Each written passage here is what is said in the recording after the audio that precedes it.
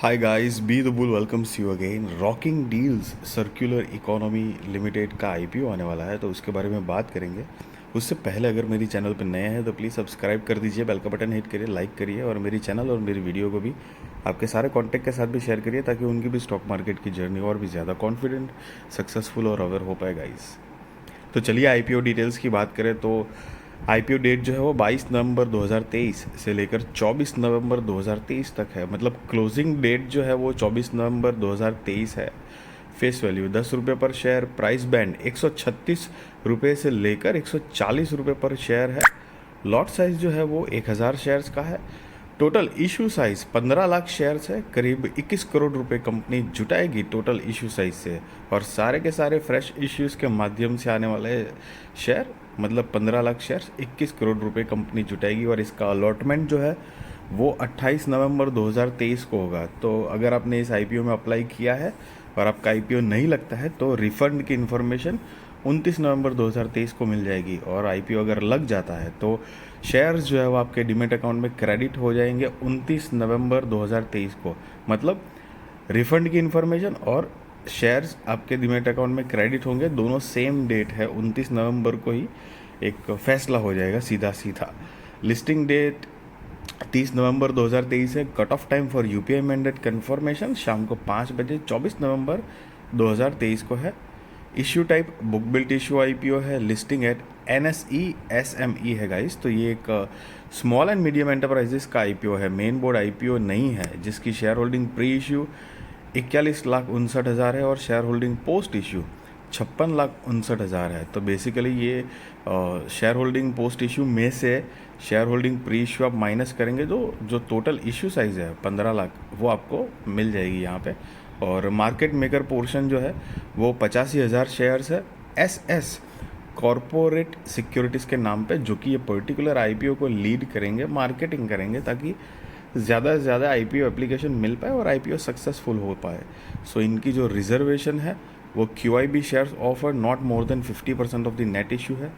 Retail shares offered भी not less than 35% of the net issue है। और NII HNI shares offered not less than 15% of the net issue है। सो आप retail category में हो तो मिनिमम हो या मैक्सिमम हो, एक ही लॉट के लिए अप्लाई करना है, जिसमें 1000 शेयर्स आएंगे और 1,40,000 रुपये आपको जमा करने पड़ेंगे। और HNI कैटेगरी में हो तो मिनिमम 2 लॉट के लिए अप्लाई करना है, जिसमें 2000 शेयर्स आएंगे और 2,80,000 रुपये आपको जमा करने पड़ेंगे। सो गाइज, एक बात, अगर आपने कभी भी आईपीओ अप्लाई किया होगा तो आपने यहाँ पे नोटिस किया होगा कि मेन बोर्ड आईपीओ में तो 15,000 रुपये में काम हो जाता है, मतलब डिमेट अकाउंट में है तो हम आईपीओ अप्लाई कर सकते हैं। यहाँ पे तो 1,40,000 है। तो गाइज, कुछ फॉर्मेट ही ऐसा होता है एसएमई आईपीओ का कि 1 लाख से ऊपर की रकम ही चाहिए हमेशा आईपीओ अप्लाई करने के लिए। कभी 1,02,000, कभी 1,05,000, कभी 1,25,000, जैसे कि यहाँ पे 1,40,000 है। तो समझ लो मोटा मोटी 1 से 1.5 लाख के बीच की रकम चाहिए। और अगर आप नए हो, आपको एकदम आइडिया नहीं है, डिफरेंस नहीं पता है, तो मैंने डिस्क्रिप्शन में वीडियो की लिंक दी है, व्हाट इज़ एसएमई आईपीओ। अगर आप चाहो तो जाकर देख सकते हो। ब्रीफ इन्फॉर्मेशन है मेन बोर्ड आईपीओ और एसएमई आईपीओ में क्या फ़र्क होता है, फ़ायदा नुकसान। So if you guys want you can like watch that video. और साथ में अगर अब प्रमोटर्स की बात करें तो Mister Amanpreet, Mrs Kulbir Chopra and Mrs Avneet Chopra are the promoters of the company, जिसकी शेयर होल्डिंग प्री इश्यू 88.45% है और शेयर होल्डिंग पोस्ट इश्यू 65% है। मतलब आफ्टर आईपीओ इनकी होल्डिंग जो है वो 65% की हो जाएगी। अभी 88.45% का स्टेक हैंडल कर रहे हैं। अब कंपनी के बिज़नेस के बारे में ब्रीफ आइडिया ले लेते हैं गाइस। उससे पहले मैं बताना चाहूँगा कि बिज़नेस जो है ना, काफ़ी इंटरेस्टिंग बिज़नेस है। 2 बात ज़रूर ध्यान रखना, लेकिन ये कि एसएमई आईपीओ है तो एसएमई बहुत रिस्की होते हैं। आपने आईपीओ अप्लाई करने की अमाउंट ही आपको पता चल चुकी होगी, 1,40,000। तो मतलब सीधा सीधा एक तरह से रफली 1.5 लाख रुपया तो समझ रहे हो आप, सिर्फ आईपीओ अप्लाई करने के लिए ही है। तो मतलब आपका आईपीओ लग जाता है तो 1,40,000 रुपये मतलब कट गए। कई बार तो ऐसा होता है, कुछ कुछ लोगों का तो समझ लो 1,40,000 उतना तो सिर्फ टोटल पोर्टफोलियो की साइज़ होती है। इन्वेस्टमेंट जर्नी के हिसाब से बात कर रहा हूँ। तो रिस्की होते हैं। हाँ, ये भी बात है कि पैसे अगर आई मीन सक्सेसफुल हो गया आईपीओ और कंपनी बढ़िया प्रोग्रेस कर रही है आगे, तो बहुत ज़बरदस्त रिटर्न भी स्पीड में मिल सकते हैं, वो भी एक है। तो वो तो दोनों तरफ का रिस्क है। और दूसरी बात कि ये कंपनी का बिजनेस काफ़ी इंटरेस्टिंग है, तो वो ध्यान से देखना। तो कंपनी इनकॉर्पोरेटेड इन 2005 है, और ये कंपनी जो है वो बल्क ट्रेडिंग करती है excess inventory, open box inventory, re commerce products and refurbished products की। और उसके वैरायटी ऑफ सर्विस, मतलब जो भी अलग अलग सर्विसेज देती है उसमें कंपनी इसको इजी हो जाता है। उनकी जो एक्सेस इन्वेंट्री होती है वो freeing up valuable space and resources with the seamless and transparent process के साथ करते हैं, benefiting both the seller and the buyer. तो दोनों तरफ में एक तरह से विन विन सिचुएशन हो जाती है, जो बायर होता है उसके लिए भी, सेलर होता है उसके लिए भी। तो एक्सेस माल जो भी होता है ये कंपनी आई मीन उसकी डीलिंग करती है, बल्क ट्रेडिंग करती है उसकी। तो बायर सेलर दोनों तरफ से और ट्रांसपेरेंट वे में रखते हैं ये काम, ताकि जो सेलर है उसको भी ऐसा ना हो कि मुझे कुछ चीट कर रहा है, बायर को भी।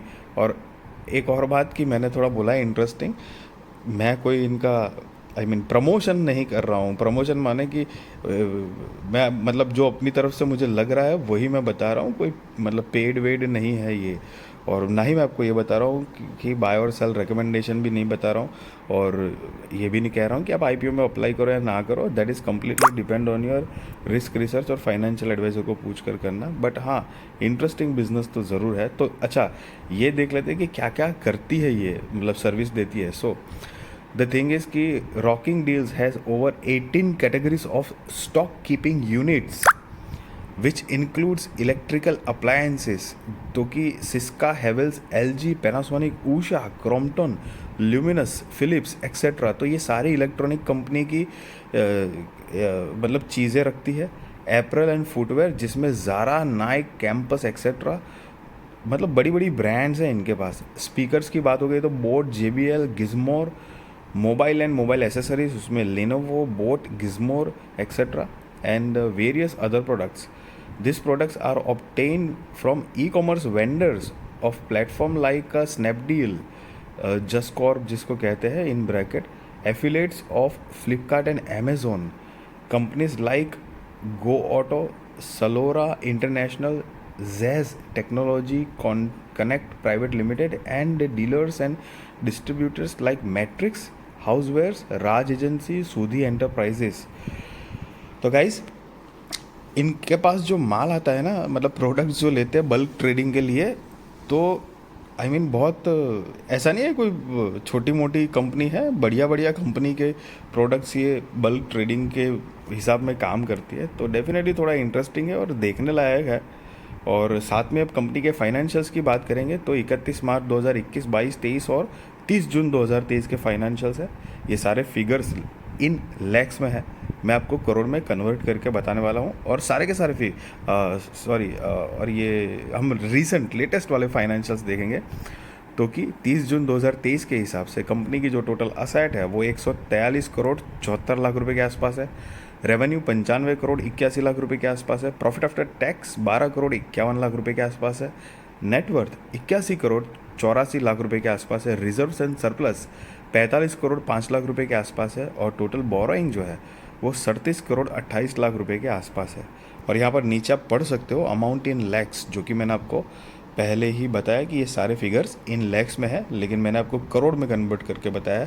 और वो इसलिए क्योंकि जनरली आप कोई भी स्टॉक में इन्वेस्टमेंट करना चाहते हो तो उस टाइम पे जब आप थोड़ी मोटी अपने हिसाब से रिसर्च करते हो तो आपने नोटिस किया होगा कि अलग अलग वेबसाइट पे जो फाइनेंशियल्स दिए होते हैं वो जनरली इन करोड़ में होते हैं, तो हमको वो प्रैक्टिस होती है।